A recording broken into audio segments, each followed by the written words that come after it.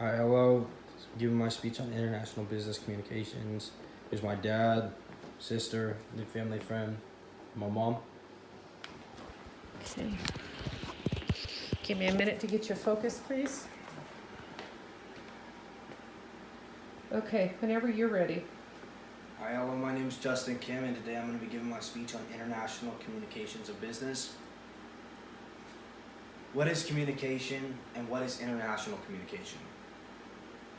Communication is a process of sending and receiving information between two or more people.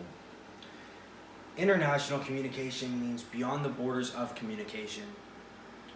It is a branch of communication studies concerned with the scope of the government to government, business to business, and people to people interactions at a global level. Forms of communication.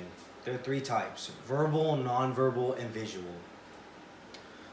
The first one, verbal, is spoken and written words. Number two is nonverbal, sign language and body language. Number three is visual, the signs, drawings, and colors. Make sure to pick the most appropriate methods for a business meeting. Top 4 communication forms. Number 1, face-to-face.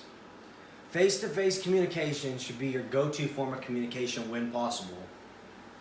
Always use face-to-face communication for matters of importance like job issues or complaints, performance discussions, or expectations.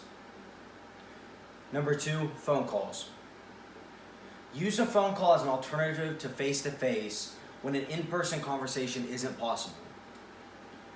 Phone calls are excellent for virtual team meetings, client check-ins, and when verbal prompting or instructions are needed. Number 3, emails. Although email can be considered a risk for misinterpretation or misunderstanding, it can be a useful tool when paper trail is appropriate. Email is a helpful resource to convey a large amount of detailed information for an individual or to a group of individuals at the same time. Number 4, text messages. Text messaging should be avoided for the most communication of consequence and should not be used for in-depth instructions or requests.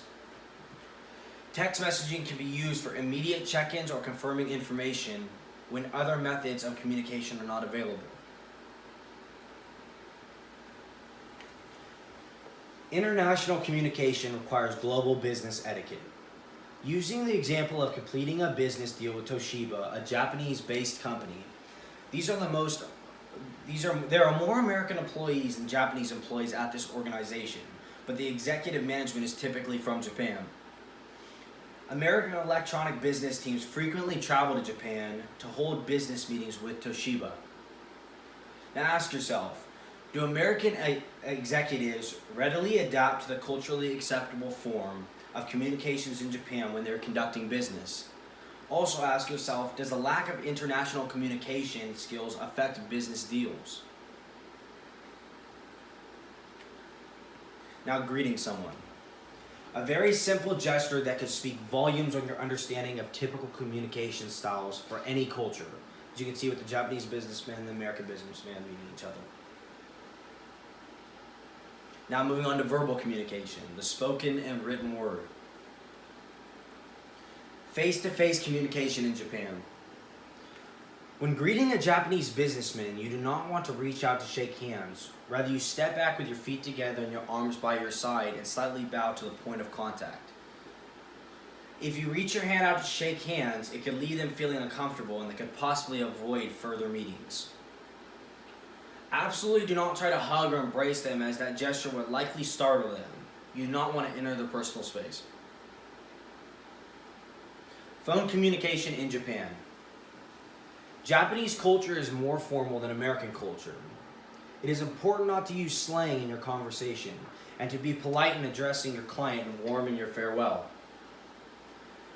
Japanese communication is generally more subtle than Americans' tendency to be very blunt. Be extra courteous in your conversation, but do not drag it on. Warm greetings and getting to the point of the call immediately thereafter is the best course of action, as they are generally operating on a tight timeline. Email communication in Japan. Japanese communication tends to be more formal even in email exchanges. Unless you are sending an email to a personal friend, always address the recipients as Mr. and Mrs. and sign it respectfully yours or sincerely yours. Business emails are typically written in polite form of language referred to as kigo, unless the sender and recipient know each other well. Do not stop using kigo until told to do so by the recipient. Never assume it is okay.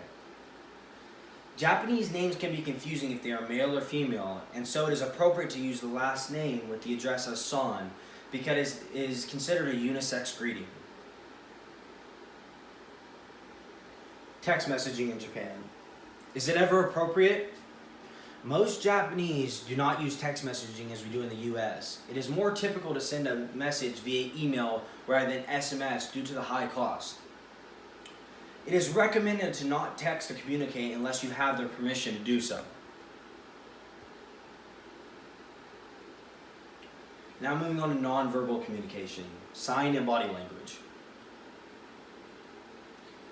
Now in this image, you can see people's different emotions and body languages, how they're reacting to the things you have to say.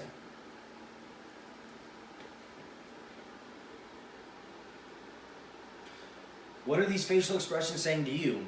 Happiness, sadness, anger, or fear? And what is the nonverbal communication with their body language? Confidence, are they relaxed, trustworthy, strong? It's what you don't say that counts. As you can see here with the man with his arms crossed, he has more of a hostile attitude and aggressive with that stance. Learn to read and influence people through nonverbal communication. Now moving on to visual communication, signs, drawing, and color. Humans are visual creatures. Visuals improve learning by up to 400%.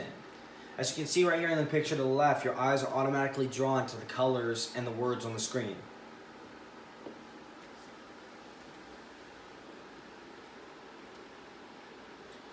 Now looking at your brain and how it processes text. Visuals are processed 60,000 times faster than text. 90% of the information transmitted to the brain is visual. 40% of the people responded better to visual information than text. In summary, there are three main forms of communication: verbal, nonverbal, and visual. It is essential to understand the intercultural differences in the way they communicate, and starting at their greeting. The lack of international communication skills can absolutely affect business deals. Be an active listener and a participant in the conversation. Be aware of your body language and if you are being respectful. Things that are typical conversation styles in the US can be considered abrasive and rude in other cultures. Taking the time to learn about another person's culture prior to entering into the conversation with them shows a great deal of respect and can often help win business deals. Thank you for listening to my speech on international business communication. Good job.